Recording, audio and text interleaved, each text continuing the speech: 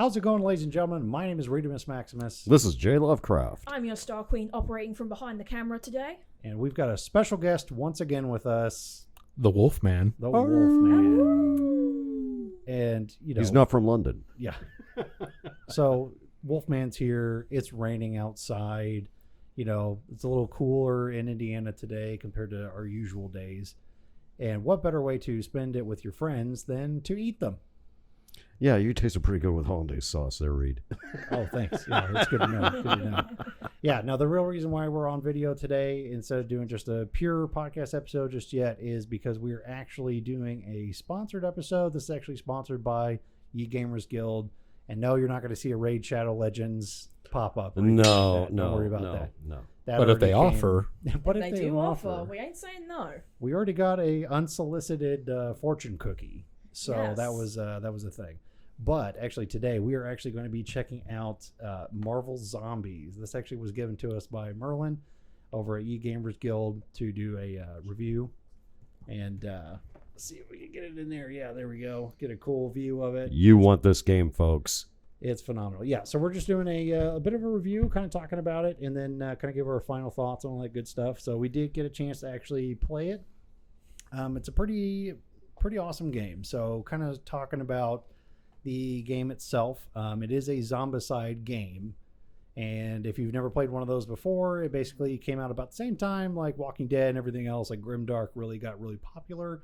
And they basically turned it into a tile-based, kind of a survival type game. Okay. So basically the general consensus of how to do the game, we're not going to do like a full like how to play or anything like that, but we'll talk about what's in it. But in order to play the game, basically it's your 2 to 6 survivors. You're trying to get through the city, try to get out and do like objectives to leave the city and all those kind of things. But in the Marvel version, it's a little different. You get a couple different options of playing the game. Oh, yeah. It's awesome. It's awesome. You can either play as either one of the superheroes or you could play one of the zombie heroes. Yep. Now, we should preface this and say as well that in the core Marvel Zombies box, you only get the zombie rule set. There is a sister expansion to this called New Resistance, which is the X-Men and Xavier's Academy, which does come with the Heroes rule set. That is a separate box that you will need to get if you wish to play the Heroes. I can't wait. But this does come with everything right out of the box, basically, to get you started as the zombies themselves. So basically the game itself, it comes with tiles to basically set up different scenario modes and all those kind of things. It comes with a bunch of humans that are going to basically be the opposite end of, if you played a Zombicide game, that's usually the zombies, but now it's the opposite. For the heroes, you get Captain America, who else? Hulk. Captain America, Captain Marvel, Hulk, Wasp, Iron Man, and Deadpool.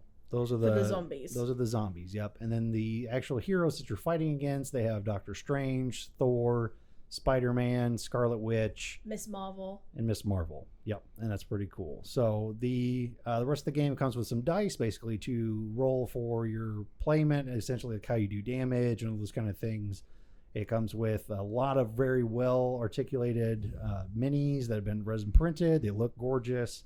And quite a few tokens in order to set up like your objectives and all those kind of things. So let's just get the general consensus out first. What did we think? I thought this was a 5-star game. I mean, it was, once you understand the rhythm of this game, it was relatively easy in order to just go with it. Yeah, Wolfman, what did you think? Real solid expansion for the Zombicide game series. Honestly, liked it more than the base Zombicide game. Yeah. Difficulty-wise, Zombicide can be a brutal game to really start going. Oh, yeah. This makes it fun, and you really feel like you're a zombie hero just tearing through so many shield runs. But if you're not careful, things can turn on you real quick. Yes, they sure can. And then Star Queen, what did you think of it? I thought it was a very solid game. Now, I have not played the original Zombicide. This was my first venture into first it. Actual introduction. However, this does make me want to play the original Zombicide to kind of see how it compares and see how the other expansions for Zombicide are, because I believe there are not just Marvel Zombicide now, but I think Walking Dead might have had an expansion at some point. I'm sure, yeah. At some point, for sure. Yeah, and so basically, we've never, since a lot of like Lovecraft and Star Queen have never played a Zombicide game before. Wolfman and I have, and the original one when it came out. So we were just kind of curious to see what was a little different, what's the same and all those things. So we started off with the starter game mode, and it wasn't terribly hard. It took us probably maybe just about 10 minutes really to get into the actual game before we started playing.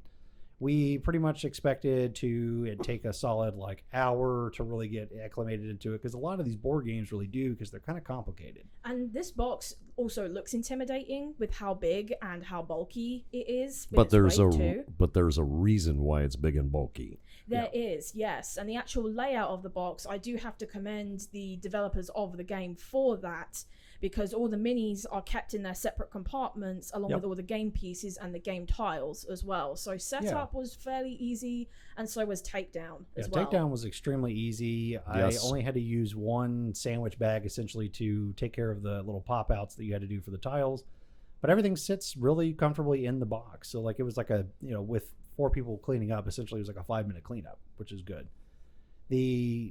Going back to the actual game itself, we moved into another game mode, and essentially like another like mission mode ones and all those kind of things. And then Wolfman, what did you think of that one?